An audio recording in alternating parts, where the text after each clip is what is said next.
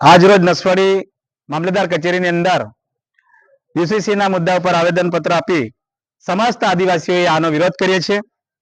અમને એ નથી ખબર પડતી કે એક બાજુ હર્ષ સંઘવીજી આપણા કાનૂન રક્ષા મંત્રી એવું કહે છે કે ગુજરાતમાં આદિવાસીઓને યુસીસી માંથી બાદ રાખવા છે, અને એક બાજુ પ્રશાસન એવું કામ કરે છે કે સરકાર જ્યારે નિવેદનમાં સમાચારમાં એવું નિવેદન આપતા હોય સરકારના મંત્રીશ્રીઓ કે યુસીસી માં આદિવાસીઓને બહાર રાખવા છે એમ, અને એક બાજુ શિક્ષકોને એવું કહે છે કે તમે ગામડે ગામડેથી યુસીસી ના મુદ્દા પર ફોર્મ ભરી લાવો.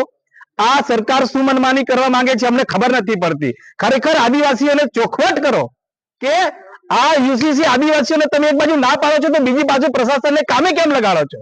આ ગુમરાહ કરો છો. ખરેખર આદિવાસી વિશે જે આદિવાસીઓને નુકસાન શું છે અને આને આદિવાસીઓમાં યુસીસી થી ફાયદો શું છે એની તો સરકાર કોઈ વાત નથી કરતી.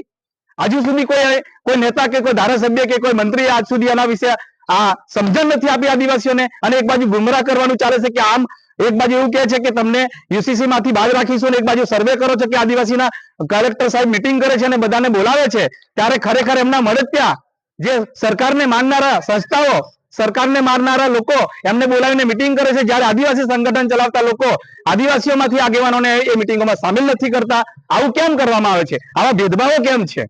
આ ખરેખર સમસ્ત લોકોને સામેલ કરો અને પછી પૂછો કે ભાઈ આમાં યુસીસી લાગુ કરવાથી શું છે, એમાં ફાયદો શું છે અને નુકસાન શું છે. ખુલ્લી ચર્ચા કરો, ખુલ્લી ડિબેટ કરો. અમે લોકો તમારી સાથે ખુલ્લી ડિબેટ કરવા માટે તૈયાર છે યુસીસી માટે.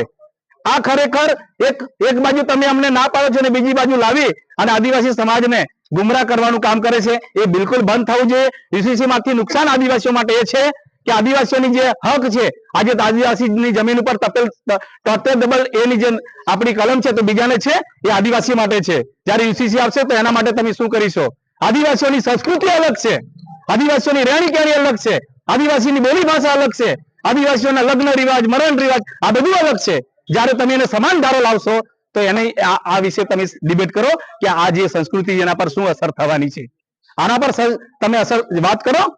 કેમ નથી વાત કરતા?